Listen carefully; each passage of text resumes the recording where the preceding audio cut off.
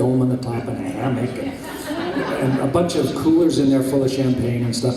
And so he drove to Texas. And when I finally got to Texas, again, my lights are blinking in the hotel, and it's Larry saying, come on, let's go to lunch. So I go down, we have a drink in his room, and then we get in his van to go to lunch. I get in the passenger seat, and he's in the driver's seat, and I'm looking up, and on the visor is a photograph of Larry and his wife, Mai. And they're standing in front of this brick building with one of those paintings for advertisement that they used to do in the turn of the last century, you know, for advertising on barns and buildings and stuff. And I looked up, I said, that's Gamble's department store in Boulder, Montana. And Larry looked over and he said, yes, it is. How do you know that? I said, well, because I know that's Gamble's department store. I'm from Boulder, Montana. And he looked at me and he said, are you Babe and Terry Duffy's son? I said, yeah, those are my parents. He said, the Owl Bar? I said, yeah. Larry had been going to my hometown in Montana for 5 years, for about 2 to 3 weeks every year, because there was a natural hot springs there. And he and his wife went all over the country collecting experiences in hot springs. And they had sat in my parents' bar, having drinks with them, meeting everybody that I grew up with in Boulder, Montana, for 5 years. You know, not making any connection, because I was an out-of-work actor as a carpenter. That's all my parents knew. But my mother every once in a while would write me a note saying, you should talk to this nice Mr. Hagman from Boulder. And when she would write to me, I'd think, why would I talk to some guy from Boulder, Montana to help me get a job in Hollywood? And I ignored it. And all those years later, there I am, and my best friend was best friends with my parents in Boulder, Montana. So that's the kind of, when you know, that's why he was my best friend, because there's something very spooky going on there. But that's my best Larry Hagman story. I got a lot, but I can't tell you something. Oh, a bit. Are you going to stand or are you going to sit? I'm going to stand. Then I'm going to stand too. You just want to bask in the glow, don't you? Aren't you going to help me down? Gentleman that you are? I think you're about as down as you're going to get. I'm not too crazy about him anymore, folks. I used to like you. I'll hold this while you do to take the steps. No, I don't need the steps. I'm a macho guy. All right, gang. Raise your hand. Yes, sir. Hey, Pat, you spoke a little bit about Lenny.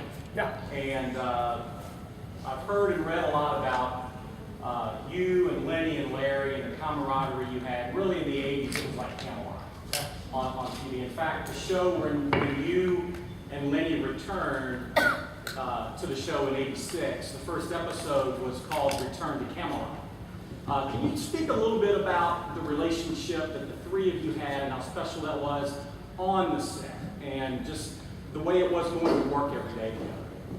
Well, the thing about a show like Dallas is when it's iconic and it's huge and it's international, and we were then starting back, you know, we were the #1 show for, I don't know, 7 years in a row or something. It was really crazy, and internationally it was crazy. You can go 2 ways with that. People always say, oh, the industry is terrible, it ruins people. No, the industry doesn't ruin anybody. You know, the industry is just this huge power source, and whatever a person brings to it, it gets illuminated and exaggerated out of that person. It doesn't create anything, it just shines a big light on it. You know, the tendency a lot of times is to have not the wrong kind of people, but maybe sometimes the wrong nature of a person get illuminated. The beauty about Dallas was, especially Lenny and Larry. Larry was iconically, undisputedly, the leader of that set, the most iconic actor in the world at that time. And you wouldn't know it on set. You absolutely wouldn't know it. There was absolutely no pecking order, except we all knew it. He didn't have to say it. Lenny was the same way, probably the most influential producer in Los Angeles at that time. And the three of us loved each other. Crazy, stupid respect for each other. And what that engendered was the three of us almost had a support off. You know, like you have a whatever off. It was who could support the other two the most. And what that did was it created an atmosphere where nobody else better screw up. because the three of us, we weren't ruling with an iron hand, but we were setting an example that anybody else, it'd be like an amoeba. It would just kind of push them off to the side and they'd disappear. So that relationship, that triumvirate, and you have to add Linda into that as well. Linda Gray, they referred to Larry and Linda and me as the Three Musketeers. That nothing could be done that the three of us didn't agree to. Okay, so with Lenny being the producer lead, Larry being the iconic lead, and Linda and I being in that mix, it was Camelot, because everybody was happy. That my wife always made fun of me because I went to work early every day. She would say, "You go to work every day?" I said, "I can't wait to get there. It's like the best place to be, other than to be home with your family." So I would leave and I'd arrive early. Of course, Larry and I would open a bottle of champagne every morning. I would have a glass of champagne with him in the dressing room every single morning. And then I would lay out, and Larry would lead the parade for the rest of the day. But it was Camelot. It was the best working situation. Every actor that guest starred on our show wanted to become a regular. You know, every director who directed wanted to become a regular director. It was just one of those brilliant, brilliant working situations. Okay? What a great story. Yes, my dear. Thank you. First of all, you look great. I just wanted You're talking to me or him when you say you look great? Yeah, I'm sorry about that. Wow. And your eyes are going bad too. Amongst other things. Amazing. I love thank you for being here. I love Dallas. I want to ask you what your favorite episodes of Dallas. Oh, my goodness. Well, it's very hard for me to remember, but I have one episode because it was my idea. But it was my idea because Leonard loved the idea as well. I wanted to do an episode where Larry and I got trapped in the elevator for the entire episode. I mean, literally from the opening scene to the ending scene. And the network and Leonard said, we have to include the other actors at some point, so you have to cut away to the ranch house or anything. But it was my idea that I was given a case of wine in Ewing office building. And Larry and I are having a huge fight. And then we get in the elevator, and I got my case of wine. We get halfway down, the power goes out because of a big storm. We're trapped there all night in the elevator. And I got a case of wine, and I've got a wine opener, and Larry doesn't have anything.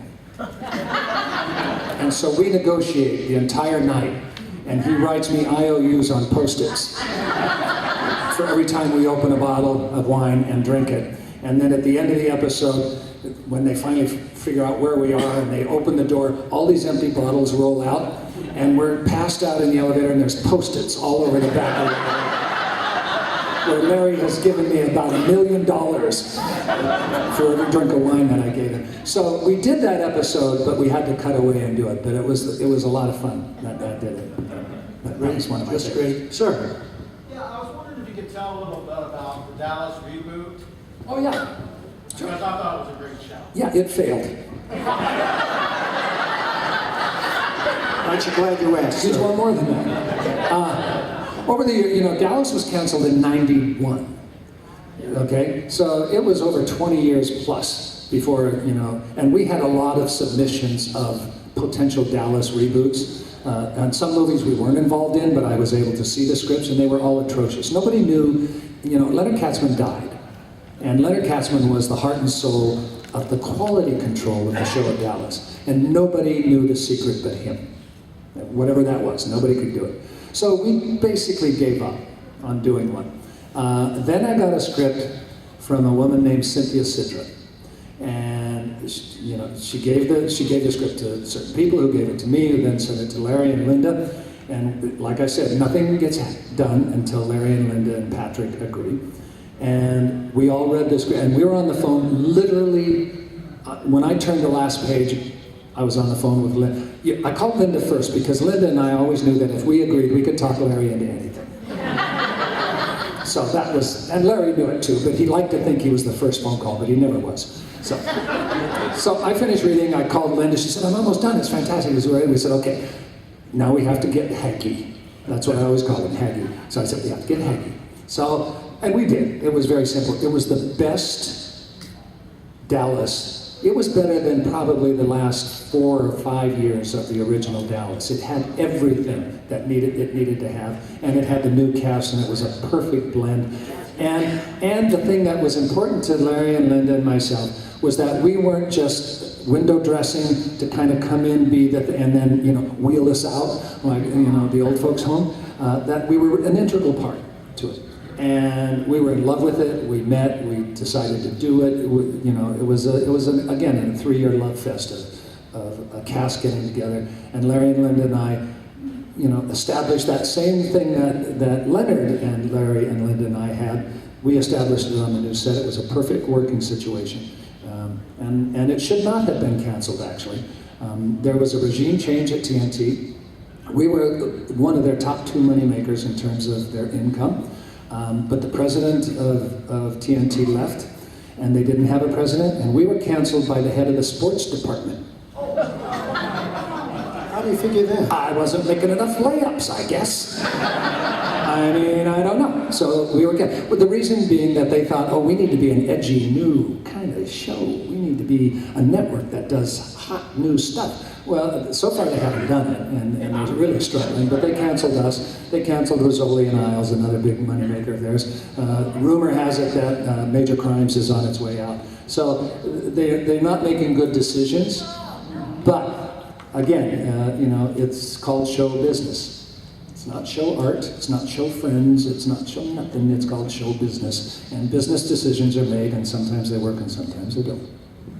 Very good. Sir? Yeah. A lot of TV actors dream of becoming movie stars. You're going to bring up my failed movie career now, right? Great. You dirty son of a... I could get him thrown out if you want, Patrick. You couldn't get me to sit down when he That's very true. Don't just look down, help me, please. You have to understand one thing. Yes, that's true. But when I started doing television, there was a huge dividing line between television and film. You know, and all the way from the, you know, with the exception of a few people who left and really created a stir. Jimmy Garner, you know, Steve McQueen, a few of those people made it. But there was a big line. Television actors were television actors, film actors were film actors. And in the 60s, 70s, and 80s, that was pretty much true. That has changed a lot since then. But I never felt, and this, I'm not going to say this so you go, oh, yes, you are. I never felt like I needed or should have been a film actor because I was in love with the aspect of making television, with the pace and the repetition and the fact that the storyline would last for, you know, there was a time in Dallas when we did 36 episodes one season. You know, so those stories go on forever, and it's a satisfying feeling. You've done your homework the first 2 seasons, and then you go in and you really work like a well-oiled machine. And I enjoyed that. Not that I didn't look at certain films and think, boy, I read for Luke Skywalker. I mean, look what they passed up. I meant for Indiana Jones. Harrison, what's his name? Also, right after me was Tom Selleck in Indiana Jones. Whatever happened to him? You know, so you never know. But more often than not, television actors, if you're really happy doing television, a lot of television actors aren't, and they aspire to be film actors. And would I turn down a film? Probably not ever. But I've been so blessed, and I'm not done yet. So who knows? You know, there could be an Act 3, and if it is and it's a film, that's great. If it's another, 24 years on television, I'd be happy with that too. You bet.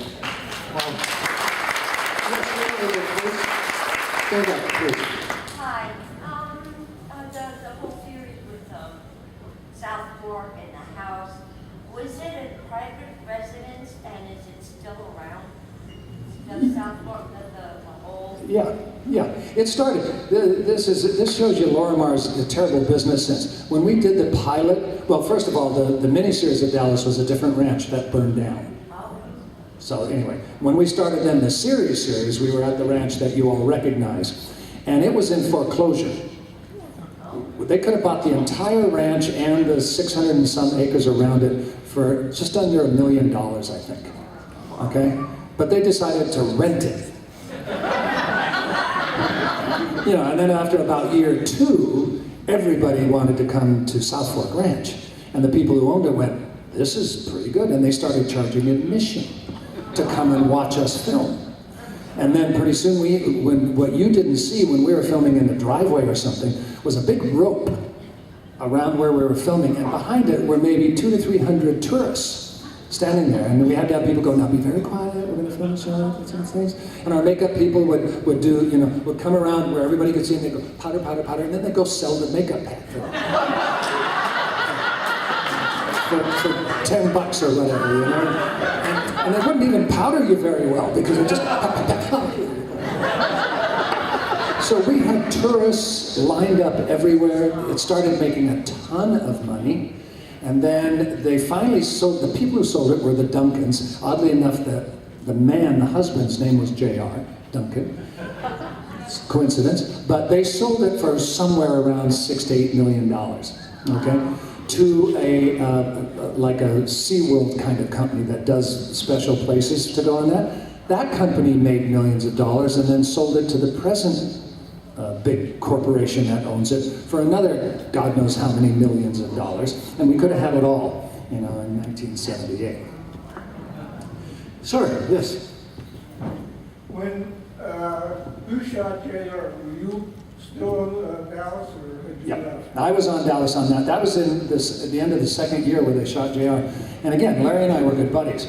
So the whole shot JR was a gift from heaven, because they shot him at first of all, they weren't going to shoot him. It was one of those things where we had 24, 26 episodes, and we had an ending for the season. And then the network said, we need 4 more episodes.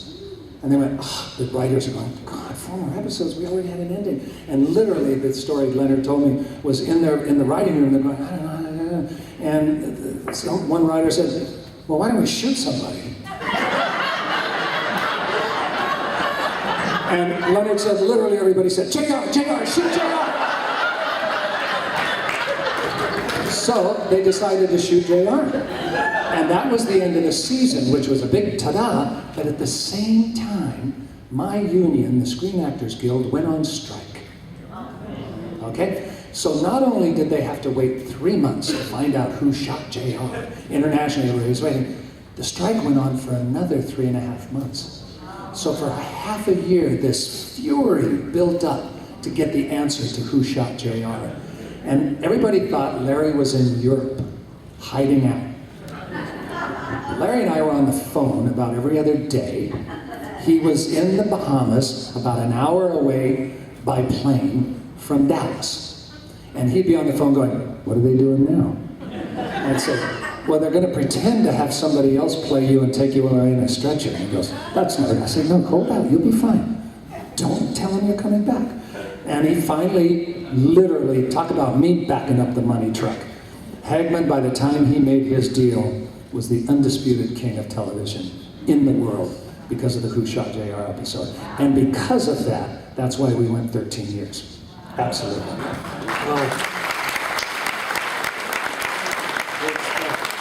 Well, folks, in the interest of time, unfortunately... You know, if you would have asked shorter questions, we'd have more time.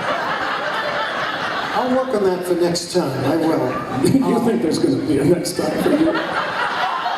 Me too, that's it, man. We have time for one more question. Sir, before I call in, will it be an intelligent question? You're not sure? All right, would you stand up and nice and loud so we can all hear you? Then it must be for you, right? Absolutely, are you kidding? Yes, sir. What was your relationship with Jim Davis, and do you have any stories about working with him? Well, yes, I do. Because, you know, I'm one of those TV geeks who would either get up early in the morning to watch those silly movies that they would run for people, I guess, who work the night shift, you know, or stay up late and watch those silly movies for people who work the day shift. And I got to watch all of the, you know, I'm a classic movie crazy person, and also not very good classic movies, okay? You know? So I saw Jim Davis in everything from Cowboy that's battling Frankenstein. Really? To other shows that he did, Tales of the Century, all kinds of stuff that he did. I knew him, not by knowing him, but I knew him because I was a Montana boy in love with cowboys and just the whole genre. And the next thing I know, Jim Davis is playing my daddy. You know? So between Barbara Bel Geddes and Jim Davis, it was one of those mild dream come trues. But so was the whole show. Dale Robertson played on our show. Howard Keel was on our show. John McIntyre was on our show. Alexis Smith was on our show. We had more people that I stood at the urinal with Peter Gunn. Sorry I missed that one. Yeah, because he was married to Alexis Smith, you know? And so I was directing Alexis Smith. It was maybe the 4th episode I ever directed or something. And here I'm directing Alexis Smith. You know, and she couldn't have been nicer and everything. But on a break, I'm running to the bathroom and I'm like, oh my God. I'm peeing next to Peter Gunn. So, you know, Jim Davis was one of just this panoply of wonderful classical people who have contributed to our business for, if you added their careers together, for hundreds and hundreds of years. And I have been if you live long enough and work consistently enough, you have that beautiful experience of being able to touch the careers that you've watched and admired and envied at times. And then there you are, breathing the same space, working with Ray Milland. I worked with Ray Milland. Ray Milland. He told me how he got his first acting job. He was a sharpshooter in the British Army. And he was such a good sharpshooter that the film companies would hire him to shoot things out of actors' hands. Literally, you know, in the old days there weren't special effects like that. So when they would raise their tin cup and about to shoot, he was off camera with his little gun going, and it would go. And then somebody finally said, "You're good, you should go on camera and we'll do that." And that started his career. That was Raymond Land. So, you know, Jim Davis was one of those people. And to the day he died, we all went to see him just like 2 or 3 days before he died. And the other thing that tells you what kind of a man he was is he was so sick at the end that Leonard Katzman wrote a special script because they knew that Jimmy wasn't going to make it. But they wanted to encourage him. So they wrote this whole episode of Daddy as the central character and prepped it and did everything so that Jim thought that that's what was coming next for him. You know, and then about a week or so later he was gone.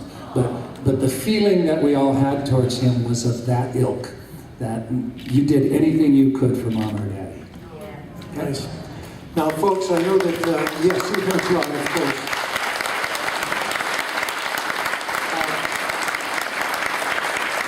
I just want to wrap it up by saying, I know many of you had other questions to ask and we couldn't get to you at the time, but if you're interested... It's those damn chips people back there. I know, it's your fault, I see you. Look at, they're like vultures. I see them. They're just, wait, look at Eric Estrada. I don't like either one of them personally. No. Now, for those of you that had questions that we couldn't get to, I will give you Patrick's home phone number. And you feel free to call him anytime. How about a nice round of applause? What a great star. Patrick Duffy. You were great. What a guy. What a performer. Come on, let's hear it, man.